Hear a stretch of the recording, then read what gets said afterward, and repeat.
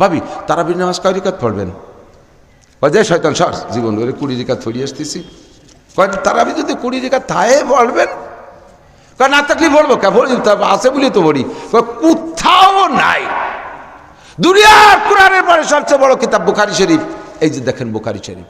কি কই ও কি দিচ্ছ ছোটি বই? কয় নেই তো বুখারী শরীফ। ও বুখারী শরীফ নিয়ে গেছে মহিলাকে পড়ানোর জন্য। মহিলা সুলোর ফিটি ছিল, বুখারী একখান শরীফ দেশে ওর হাতে, মহিলার হাতে, মহিলা সুলোর ফিটি থুয়ে দিছে। ও তোর পড়বে না, বোঝে না। পরে ঘুরিয়ে এসে দেখে ওর পর বিলেই শুয়ে রয়েছে, বুখারী শরীফের পর বিলেই শুয়ে রয়েছে। ওরে বুখারী হেরিয়ত্তি ফাটাইছে বিলের বিছানা বানানোর জন্য। বুখারী হাদিসকে হাদিসের কিতাবকে অপমান করে ছাড়ার কিচ্ছু না। আমি আপনাদেরকে বলি, সামনে আসতেছে রমজান, 8 রিকাত তারাবির দাওয়াত দিয়ে এক পার্টি আছে না নাই? আছে আছে। আপনি তার সাথে ঝগড়া না করে তারে সহজে বলবেন, বাবা মৌলানা নাসির সাহেব আমাদের এদেশে নন্দিত বক্তা আব্দুল জব্বার আজমি, তারা দুইজন কয়ে গেছে 8 রিকাত না তারাবির নামাজ 20 রিকাত।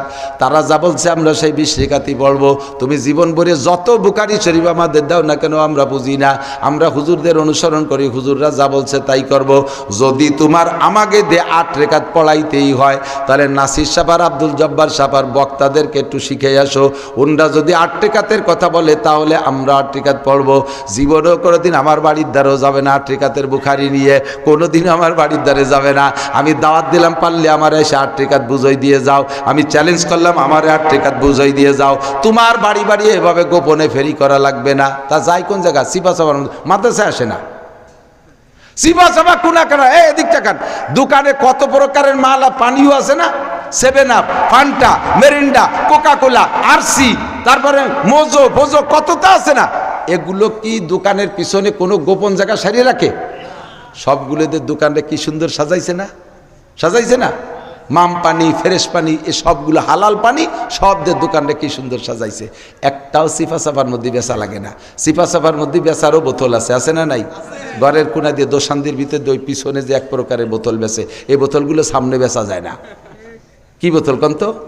মালের বোতল। যে বোতল খাইলে মাল খাইলে তাল হারায় যায়, মাল খাইলে তাল হারায় যাচ্ছে, তালের বোতল সিফা সাফার মধ্যে বেচে।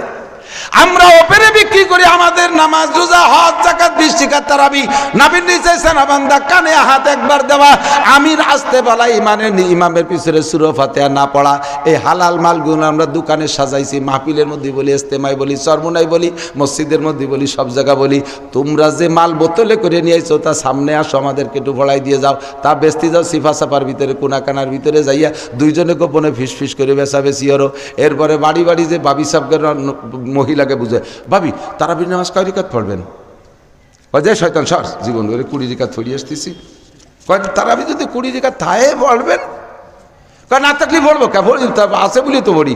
কোথাও নাই। দুনিয়ার কোরআনের পরে সবচেয়ে বড় কিতাব বুখারী শরীফ। এই যে দেখেন বুখারী শরীফ।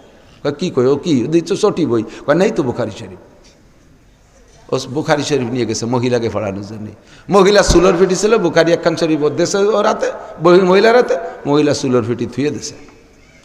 ও তোর পড়বে না, বোঝে না। পরে ঘুরিয়ে এসে দেখে ওর পর বিলেই শুয়ে রয়েছে, বুখারী শরীফের পর বিলেই শুয়ে রয়েছে। ওরে বুখারী হেরিয়ত্তি ফাটাইছে বিলের বিছানা বানানোর জন্য। বুখারী হাদিসকে হাদিসের কিতাবকে অপমান করে ছাড়ার কিচ্ছু না। আরে দোস্ত, টেলিভিশনের বক্তার শোনেন, টেলিভিশনের বক্তার সামনে কোনোদিন যাইতে পারবে না, তাদেরকে আমাদের সামনে নিয়ে আসেন।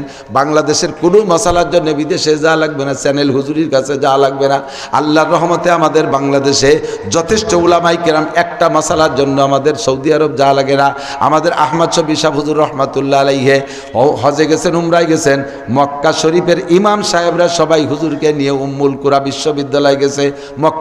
মক্কার বিশ্ববিদ্যালয়ের নাম হলো উম্মুল কুরা। ওই উম্মুল কুরায় যত মুহাদ্দিসিন আর শিক্ষকরা ছিল, আহমদ শফি সাহেবের দেশে বুখারী শরীফ পড়াইতে সব বড় বড় শিক্ষকরা, ছাত্ররা সামনে বসা।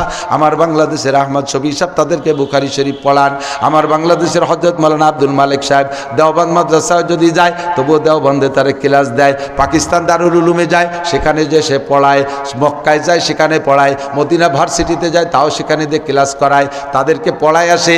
বাংলাদেশের আলেম উলামা আল্লাহর রহমতে আপনাদের সমস্ত মশলা প্রয়োজনগুলো বলতে পারে।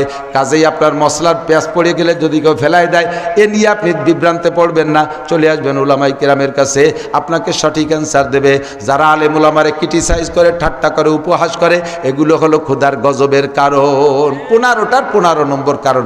হুজুর বলেন এই কয়টা যখন চলবে তখনই তোমাদের উপরে আমার চলবে, কফি মার চলবে। কফি যেমন বাংতিছে কোবাই কোবাইয়া, ওইরকম কোপ হবে, খালি কফি মার হবে, খালি চামড়ারে খালে ফেলাই দেব, চামড়া ছুলে লবণ লাগাবো।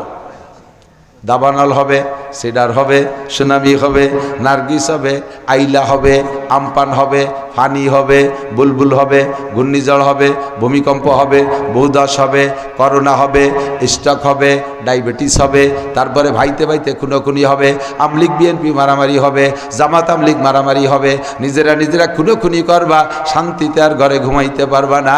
বিমা কাসাবাত আইদিন নাস। কমপক্ষে আল্লাহ পাক আমাদের এই কয়জনটাই 15টা অন্যায় থেকে বেঁচে থাকার তৌফিক দান করে, বলেন আমিন।